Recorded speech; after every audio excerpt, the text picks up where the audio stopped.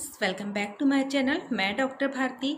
आज हम जिस टॉपिक पे बात करेंगे वो टॉपिक है कि प्रेगनेंसी के शुरू के 3 महीने में आपको क्या सेफ्टी प्रिकॉशन लेना है जिससे आपकी प्रेगनेंसी बहुत स्मूथली और बिना किसी कॉम्प्लिकेशन के चले। तो आइए स्टार्ट करते हैं।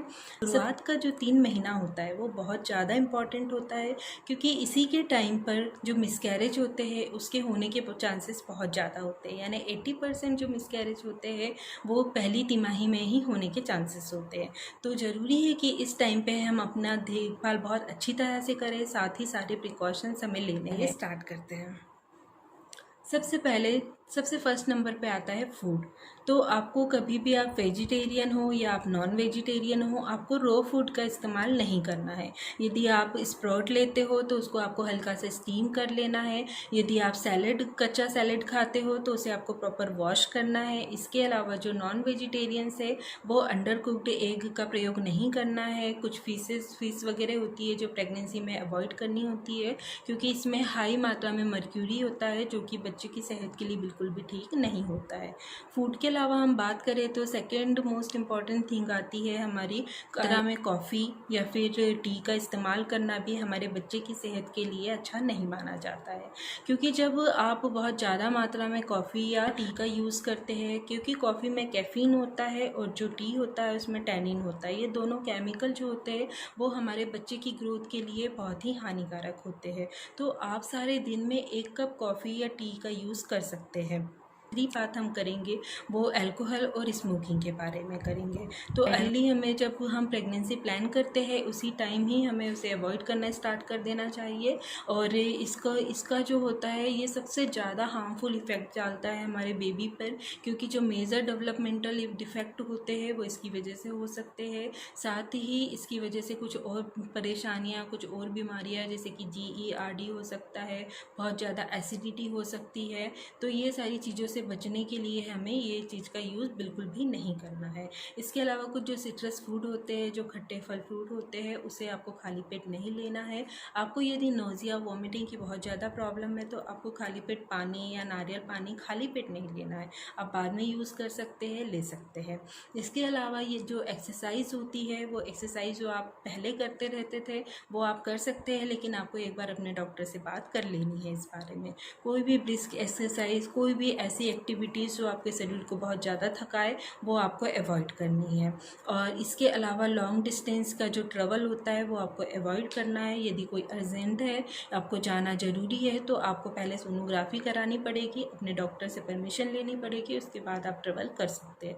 शॉर्ट डिस्टेंस का ट्रैवल भी आप जहाँ तक हो अवॉइड करें, लेकिन यदि आप वर्किंग है, आपका जाना ज़रूरी है तो आप कर सकते हैं, लेकिन आपकी बॉडी को आप ज़्यादा थकने ना दें। जब भी आपको थकावट महसूस करें आप बीच बीच में रेस्ट भी जरूर करें। एक्सरसाइज के अलावा हम एक और इम्पॉर्टेंट यहाँ पे बात करेंगे बेड रेस्ट के बारे में।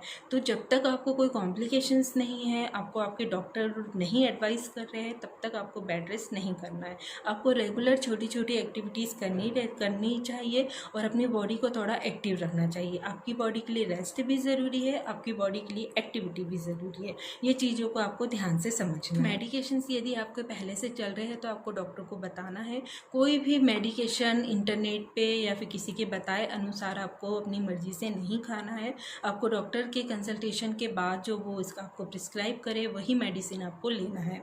आप सिंपल पैरासीटामोल खा सकते हैं। यदि आपको घर पे लेट नाइट तेज फीवर आ गया या कोई दर्द है बॉडी में तो आप सिंपल पैरासीटामोल ले सकते हैं, लेकिन कोशिश करें कि आप जो भी दवाइयाँ ले आप अपने डॉक्टर से पहले कंसल्ट करें। इसके अलावा सबसे इम्पॉर्टेंट थिंग ये है कि जो शुरुआत के 3 महीने होते हैं उसमें 2 अल्ट्रासाउंड जो होते हैं वो बहुत इम्पॉर्टेंट होते हैं। एक तो जो प्रेगनेंसी के शुरुआती महीने में किया जाता है या 6 से 8 हफ्ते में करते हैं, इसे हम फर्स्ट सोनोग्राफी कहते हैं। और ये करना बहुत ज़रूरी होता है क्योंकि इसी के माध्यम से हमें पता चलता है कि जो हमारा बेबी है वो प्रॉपर अपनी जगह पे, अपनी लोकेशन पे, यानी कि गर्भाशय के अंदर ही है, कोई एक्टोपिक प्रेगनेंसी नहीं है। बेबी के हार्ट बीट का भी हमें इससे पता चल जाता है। प्रेगनेंसी में जो बेबी है वो 1 से अधिक तो नहीं है, इस चीज़ का भी हमें रूल आउट हो जाता है। तो ये जो यूएसजी होता है बहुत इंपॉर्टेंट होता है। सेकेंड में मोस्ट इम्पॉर्टेंट जो सोनोग्राफी होती है वो एंटी स्कैन होता है, जो कि पहली तिमाही के अंतिम सप्ताहों में किया जाता है। इसमें हम बेबी का हेड टू टॉय उसका एग्जामिनेशन करते हैं कि बच्चे में कोई मेजर एब्नॉर्मलिटीज़ तो नहीं है, ये देखने के लिए।